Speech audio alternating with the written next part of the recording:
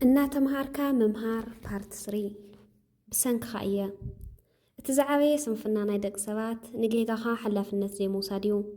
ንጌጋኻ ሓላፍነት ዘይምውሳድ ስንፍና ዳ እምበር በሊሕ ወይ ዓብዪ ኣይገብረካን እዩ። ንጌጋኻ ሓላፍነት ዘይምውሳድ ንዕቤት ዘይኮነ ንውድቀት፣ ንምእራም ዘይኮነ ንምድጋም፣ ንሕድገት ዘይኮነ ንፍርዲ፣ ንልቦና ዘይኮነ ንዕሽነት ምዕዳም እዩ። ሰብ ኮይንካ ቅድሚ ዝኾነ ምፍጻምካን ምግባርካን ክትግምቶን ከተመኣዛዝዮን ዝግበአካ ነገር ኣሎ እዩ። ንሓደ ክትፍጽሞ ዝደለኻ ነገር በቲ ክትፍጽሞ ዝደለኻ ዘይኮነ በቲ ምስ ፈጸምካዮ ዝህበካ ሳዕብየን ብዝያዳ ክትሓስብ ዝበለጸ እዩ።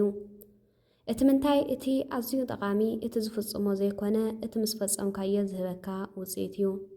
እንተ ደኣ ብትፍጽሞ ነገር ጥራሕ ትግደስ ኮይንካ ግን ሳዕብየኑ ከቢድ እዩ። እቲ ሕጂ ዝያዳ ዘዘራርብ ነገር ግና ብገለ ኮይኑ ምስ ካልኣይካ ጌጋ ኣብ ትፍጽመሉ ግዜ እቲ ጌጋ ምስ ተፈጸመ ክንዲ ቤት ጌጋ ዝሓስውን ዝጠዓሱን ወይ ከዕርይዎ ክንዲ ዝፍትንን ብሰንኪኻ እየ ኢሎም ዋላ ናቶም ጌጋ ኣባኻ ዘውድቕዎ ከለዉ እዩ። እዚ ድማ እቲ ዝዓበየ ድኽመት ናይ ወዲ ሰብ እዩ።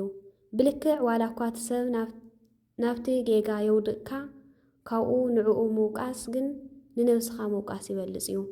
እቲ ምንታይ ንዓ ጌጋ ንፈጽም ክብለካ ከሎ ንስኻ ምስቲ ንጌጋ ዝዕድመካ ዘይምስምዕማዕኻ ዘይክትስማዕማዕ ትኽእል ነርካ ኢኻ። ንሱ ጥራሕ ዘይኮነ ንዕኡ ናብቲ ጌጋ ዘውድቐካ እውን ኖ ኣይንፈጽሞ ክትብሎ ወይ ድማ ካባይ ረሓቕ ክትብሎ ነርካ እዩ። ሰብ ኮይንካ ጌጋ ክትፍጽም ዘሎ እዩ። እንተኾነ ንጌጋኻ ካብ ማንም ሰብ ምጽግጋዕን ነፃ ክትከውን ምፍታንን ጌጋኻ ምቕባልን ክትዕርዮ ምፍታንን ይበልጽ እዩ። ንጌጋኻ ዘይምቕባልን ብጌጋኻ ዘይምጥዓስን ካብ ነብስኻ ጥራሕ ዘይኮነ ካብ ፈጣሪ እውን ምህዳም እዩ። ጌጋታትካ ኣድንቆም እምበር ኣይትሕፈረሎም። ክትቅይሮም ዳ ፃዓር እምበር ጌጋ ኣይፈጸምኩን እየ ኣይትበል። ጌጋታትካ ዝሙሕርኻ ምስ ተኣምነሎምን ሓላፍነት ምስ ትወስደሎምን ጥራሕ እዮም።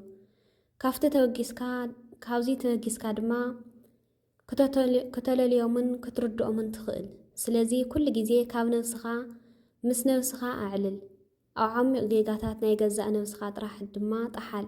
ሽዑ ብዝገበርካዮም ነገራት ክትሓስብን ክትጠዓስን ኢኻ። ኣብ መወዳእታ ሓደ ነገር ተረዳእ። ፈጣሪ ዝፈጠረ ጌጋ የለን። ከምኡ እውን ነፃ ምርጫ ዘለዎ ገይሩ ደኣ ፈጢርካ እምበር ትጋገ ገይሩ እውን ኣይፈጠረካን።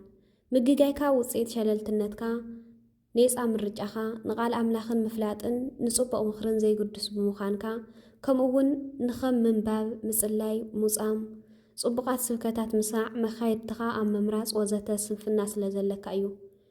ጌግኡ ዝኣመነ ዝተጠዓሰ ልብን ካብቲ ጌጋ ዘይፈጸመ ንላዕሊ ልቦና ከም ዝምሃር ኣስተውዕል። ኣብ ቅድሚ ፈጣሪ እውን ዝተጠዓሰን ዝተሰበረን ልቢ ጥራሕ ፍቱው ምዃኑ ኣይትረስዕ። ኣብ ዘይምግጋይ ዘይከኣለሉ ዓለም ኣነ ኣይጋገን እየ ክብል ዝኽእል የለን።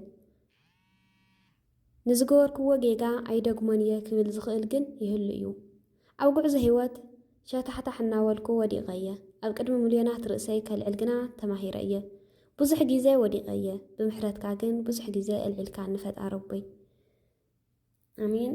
ምንጪ ፊሊ ወናኒ ምቆር ቃንዛ ይቐኒልና ክወርሓውና ንዝሃናፅን መሃርን ዝኾነ ጽሑፍ ንፅሓፍ ካልና ተፈቲኽምዎ ናብ ካልኦት መሓዙትኩም ሸር ብምግባር ኣካፍልዎ። ሰሰናይ ንዓኹም።